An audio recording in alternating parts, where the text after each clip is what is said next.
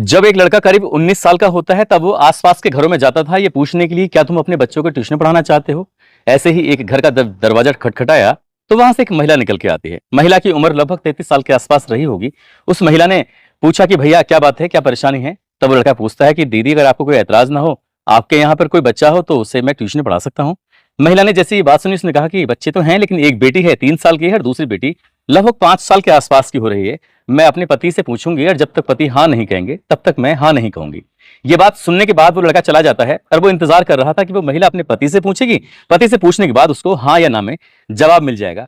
उसका पति ड्यूटी से जब वापस आता है तो वो अपने पति से पूछती है कि पास में ही एक लड़का रहता है, वो पूछ रहा था कि क्या तुम अपनी बेटियों को ट्यूशन पढ़ाना चाहते हो। तो वो व्यक्ति भी हंसने लगता है, कहता है कि छोटी बेटी तो बहुत छोटी है, बड़ी बेटी भी अभी कुल 5 साल की है। अगर शुरू से ही बच्चों पर ध्यान देंगे तो बच्चे पढ़ लिख कर आगे बढ़ेंगे। पति की भी हाँ में हाँ हो जाती है और उसके बाद फिर वो उस लड़के का इंतजार कर रही थी। लड़का अगले दिन आ ही जाता है। आने के बाद पूछता है कि दीदी क्या हुआ, क्या मैं आपकी बच्चियों को ट्यूशन पढ़ा सकता हूँ। तभी उस महिला ने कहा कि बेटा एक काम करना, पहले तुम मेरी बड़ी बेटी को पढ़ाओ, क्योंकि छोटी अभी बहुत ज्यादा छोटी है, 1 आध साल के बाद उसे पढ़ाना शुरू कर देना और आप कल से शुरू कर दो। यानी कि जैसे ही माँ ने ये कहा उस लड़के ने उस बेटी को ट्यूशन पढ़ाना शुरू कर दिया। वक्त जैसे जैसे आगे बढ़ रहा था वैसे वैसे वो बच्चे भी बड़े हो रहे थे और वो लड़का जो अपनी पढ़ाई कर रहा था, पढ़ाई के साथ साथ बच्चों को पढ़ाता भी था। तभी उसके मन में कुछ गलत ख्याल आने लगता है उस महिला के प्रति। पहले तो उसे दीदी बोलता था और वक्त के साथ उसने उस महिला को दीदी की जगह उसके नाम से बुलाने लगा। फिर दोस्ती हो जाती है, दोस्ती प्यार में बदल जाती है। दोनों ऐसे रहने लगते हैं जैसे पति और पत्नी रहते हैं। लेकिन बेटियां भी बड़ी हो रही थी और बड़ी वाली बेटी पर उसकी नजर वैसे ही थी जैसे कि उसकी मां पर। पहले उसे बेटा कह के बुलाया करता था और बाद में उसी बेटी के वो शरीर के अलग अलग हिस्सों को छूने की कोशिश करता था।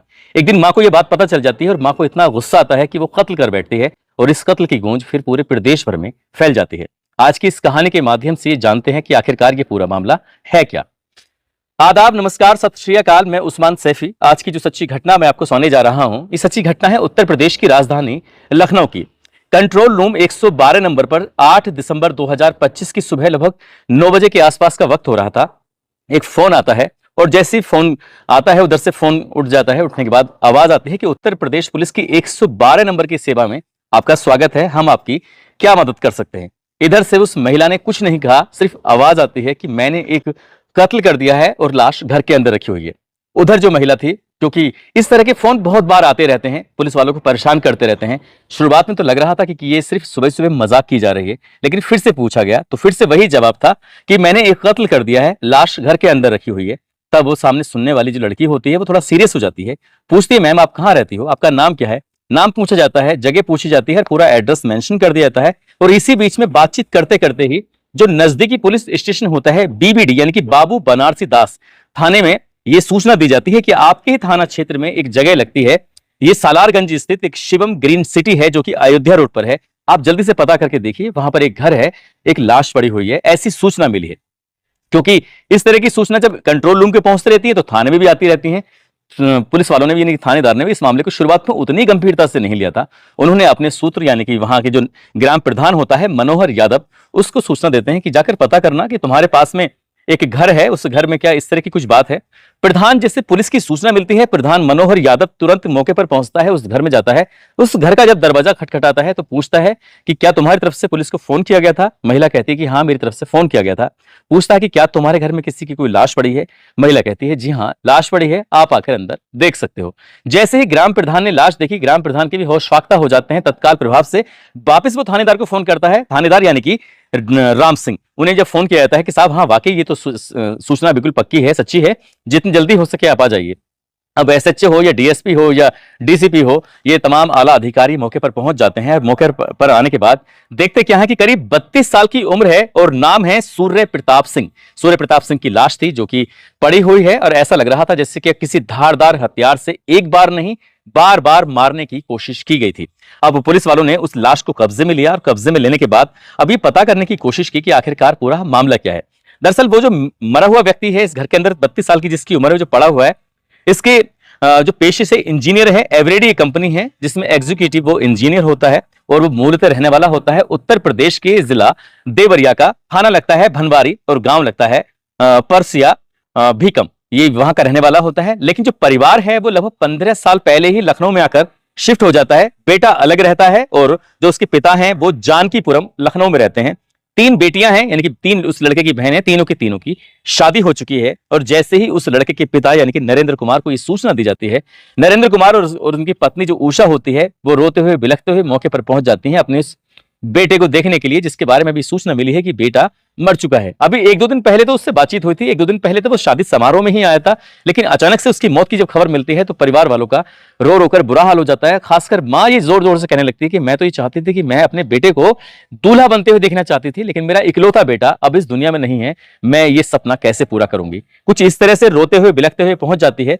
घर के अंदर तीन सदस्य हैं जिन पर पुलिस की भी नजर थी, और जैसे ही नरेंद्र कुमार जानकीपुरम लखनऊ वाले जो होते हैं अपनी बेटी की खबर पाकर वहां मौके पर पहुंच जाते हैं, बाबू बनारसी दास थाने में वो सूचना देते हैं कि मेरे बेटे की जो हत्या की है वो रत्ना ने की है, और रत्ना ने जो हत्या की है वो जो घर है वो मेरे बेटे का है, जिसकी कीमत आज की तारीख में लगभग 50 लाख रुपए के आसपास है। इस मकान को कब्जाने के लिए ही उसने ये हरकत की है, और इसे जितनी जल्दी हो उसके साथ गिरफ्तार करो, गिरफ्तार करने के बाद उसको जेल भेज दो। उसकी दो बेटियां हैं, उसकी दोनों बेटियां भी इस पूरे कृत्य में शामिल हैं। जैसे ही पुलिस को ये प्रार्थना पत्र मिलता है, एफआईआर दर्ज हो जाती है, पुलिस अपना काम करना शुरू कर देती है। अब मीडिया वाले भी जुट जाते हैं इस घटनाक्रम को जानने में कि आखिरकार पूरा मामला है तो है क्या। कहानी शुरू होती है साल 2012 से। सूर्य प्रताप सिंह नाम का जो लड़का होता है, जब वो 19 साल का था तब वो खुद भी पढ़ता था और वो इधर उधर आसपास के घरों में ट्यूशन की तलाश में रहता था कि ताकि ट्यूशन मिल जाए। ऐसे ही एक घर होता है राजेंद्र कुमार नाम के व्यक्ति का, जो कि जनगणना विभाग में सरकारी कर्मचारी होते हैं। वो दिन में ड्यूटी पे जाया करते थे, घर में वो उनकी पत्नी अकेली थी, पत्नी का नाम होता है रत्ना। उस वक्त उनकी पत्नी की उम्र थी 33 साल के आसपास, छोटी बेटी की उम्र 3 साल और बड़ी बेटी की उम्र 5 साल।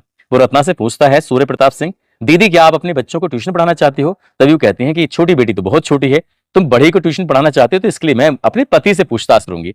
जब उसने अपने पति से पूछा तो पति ने कहा कोई दिक्कत नहीं है, बच्चे अगर पढ़ेंगे तभी तो आगे बढ़ेंगे, इस तरह की बात थी। लेकिन पति के अंदर एक ऐप था, और वो ऐप था शराब का नशा करने का, और वो शराब का नशा बहुत ज्यादा करता था और इसलिए वो बीमार भी रहने लगता है। इधर सूर्य प्रताप सिंह घर में आता था, रोज ट्यूशन पढ़ाकर वो अपने अपने चला जाया करता था। 2 साल तक ऐसे ही सिलसिला चलता रहता है। एक दिन खबर मिलती है कि राजेंद्र कुमार अब इस दुनिया में नहीं रहे। साल 2014 की बात है। राजेंद्र कुमार की पीलिया की वजह से मौत हो जाती है, और जैसी मौत होती है तो ये महिला जो होती है वो विधवा हो जाती है। हालांकि उसका जो फंड था, जो पैसे थे सरकारी नौकरी के, वो मिल जाते हैं। लगभग बताया जाता है कि पेंशन के भी पैसे मिलने शुरू होते हैं और उससे भी घर का खर्चा चलना शुरू हो जाता है। ऐसे सब कुछ चल रहा था। इसी बीच में जब अकेली रत्ना रह जाती है, तब सूर्य प्रताप सिंह जब बच्चों को पढ़ाने के लिए घर पे आता है तो नजदीकियां बढ़ जाती हैं, दोस्ती हो जाती है। दोस्ती कब गहरी हो जाती है, दोस्ती कब प्यार में बदल जाती है, इस बात का पता ही नहीं चलता। आखिरकार जब इन दोनों के घर वालों को, यानी कि सूर्य प्रताप सिंह के घर वालों को, साथ ही उस रत्ना के घर वालों को ये बात पता चलती है कि इन दोनों के बीच में नजदीकियां बढ़ रही हैं, तो परिवार वालों ने इन नजदीकियों को रोकने की कोशिश की कि ये सब रिश्ता समाज इसको मंजूरी नहीं देगा, इसलिए तुम इतना करीब मत जाओ। जितना इनको रोकते थे ये दोनों उतना ही करीब जाते चले जाते हैं। प्यार हो जाता है, लिव इन रिलेशनशिप में रहना शुरू कर देते हैं, और ऐसे जैसे कि पति और पत्नी। बच्चे बड़े हो रहे थे, उधर वो पढ़ाई कर रहा है, इंजीनियरिंग की पढ़ाई कर लेता है, नौकरी लग जाती है। वक्त आगे बढ़ जाता है। जब घर वालों ने ज्यादा ही रोका टोकी करनी शुरू की, तब साल 2020 में इस सूर्य प्रताप सिंह ने अपने ही घर पे इन्हें किराए पर रख लिया। किराया तो खैर क्या लिया होगा, लेकिन अपने ही घर पर रख लिया उस रत्ना को भी और उसकी दोनों बेटियों को भी। वक्त और आगे बढ़ता है। जब बेटियां और बड़ी होने लगती हैं तो उसने बेटियों पर नजर रखना शुरू कर दिया। कहां जाती हैं, किससे मिलती हैं, स्कूल में किससे मिल रही हैं, मोबाइल यूज कर रही हैं, नहीं कर रही हैं। वो ऐसी भूमिका निभाने लगा जैसे क्या एक पिता अपने बच्चों के प्रति निभाता है। वक्त और आगे बढ़ता है तो इसे अच्छा लगने लगता है रत्ना को कि ये देखो कितनी फिक्र करता है, कितना बढ़िया है। लेकिन वो ये नहीं जानती थी कि दरअसल उसकी बड़ी बेटी को वो जो मौका मिलता था तब उसे गलत तरीके से छूता था। शरीर के अलग अलग हिस्सों को छूना, उसके साथ बदतमीजी करना। शुरुआत में तो बेटी शांत रही, लेकिन वक्त जब कहते हैं ना कि घड़ा पानी में जब ज्यादा भर जाता है तो वो डूबने की स्थिति में हो जाता है। यहां भी पाप का घड़ा भर चुका था और इस बात का मां को पता चल जाता है। मां को इस बात पर ज्यादा गुस्सा आ रहा था, और ये तारीख होती है 7 दिसंबर 2025 की वो तारीख थी। और इस तारीख में जो सूर्य प्रताप सिंह होता है, अचानक ही उसने इस बड़ी वाली बेटी का मोबाइल देखा, और मोबाइल देखने के बाद उसमें कोई लड़के का चेहरा दिखाई देता है। उसने कहा ये फोटो किसका है। उसने बताने की कोशिश की या नहीं बताने की कोशिश की, इस बात पर सूर्य प्रताप सिंह बहुत ज्यादा गुस्से में आ जाता है। इतना गुस्से में आ जाता है कि वो उस लड़की को खींचते हुए घसीटते हुए कमरे के अंदर लेके जाता है, और उसके साथ वो अभद्रता कर रहा था। लड़की जोर जोर से चीख रही थी, चिल्ला रही थी। छोटी वाली बेटी ने अपनी मां से कहा कि देखो मम्मी, आज दीदी को फिर से परेशान किया जा रहा है। बाहर चीखने की आवाजें जा रही हैं, लेकिन पड़ोसियों को इन बातों से कोई मतलब नहीं था, क्योंकि इस घर से चीखने चिल्लाने की आवाजें तो अक्सर आती थी, ये कोई पहली बार नहीं था। मां को ज्यादा गुस्सा आता है, अपनी छोटी बेटी के साथ दरवाजे पर जाती है। बार बार दरवाजे को पीटा जाता है, कहा जाता है खोलो, तब जाके दरवाजा खुल जाता है। मां को गुस्सा ज्यादा था, रसोई में जाकर चाकू लेके आती हैं, और दरवाजा जैसे ही खुलता है अपनी बेटियों को वो आदेश देती हैं कि पकड़ लो इसको। वो पकड़ा जाता है, उठा के पटक दिया जाता है और उसके बाद माँ ने उसको चाकुओं से गोद दिया। यानी कि गर्दन पर उस पर एक के बाद एक बार वार किए जाते हैं और जब तक उसकी मौत नहीं हो जाती, वो कुछ देर तक तड़पता रहता, तड़प कर उसके दम निकल जाता है। अब माँ और बेटी समझ नहीं पा रही थी कि रात के 11 बजे थे, 7 दिसंबर 2025 की वो तारीख थी कि आखिरकार हुआ तो क्या हुआ, कैसे हुआ। अब ये तीनों की तीनों सदमे में आ जाती हैं, दूसरे कमरे में जाकर बैठ जाती हैं और वो इंतजार कर रहे थे कि आखिरकार करें तो क्या करें। जब कुछ सूझता नहीं है तो लगभग 10-12 घंटे बीत जाते हैं, तब जाकर सुबह की जब 9 बजते हैं, ये तारीख थी 8 दिसंबर 2025, तब वो महिला रत्ना नाम की पुलिस को फोन करती है और कहती है कि साहब मैंने एक कत्ल कर दिया है। पुलिस आती है, हालांकि अभी इसके हर एक पहलू की जांच पड़ताल की जा रही है कि क्या वाकई इस महिला की बच्चियां भी शामिल थीं या खाली महिला ही अकेली इसमें शामिल थी या कोई बाहर का और आदमी इसमें शामिल था। हर एक पहलू की जांच पड़ताल होगी, लेकिन इंजीनियर की इस हत्या की चर्चा अब चारों तरफ फैल गई है कि मां को बैड टच बिल्कुल पसंद नहीं था और बेटी को तो बिल्कुल पसंद था ही नहीं, इसलिए हत्या हो जाती है। अब घर वाले भी रो रो कर बुरा हाल है, घर वाले भी तमाम तरह की बातें कर रहे हैं। पुलिस हर एक पहलू की जांच पड़ताल कर रही है और पुलिस का दावा है कि जितनी जल्दी हो सकेगा घटनाक्रम का खुलासा भी किया जाएगा और साथ ही आरोपियों को सजा भी दिलवाई जाएगी।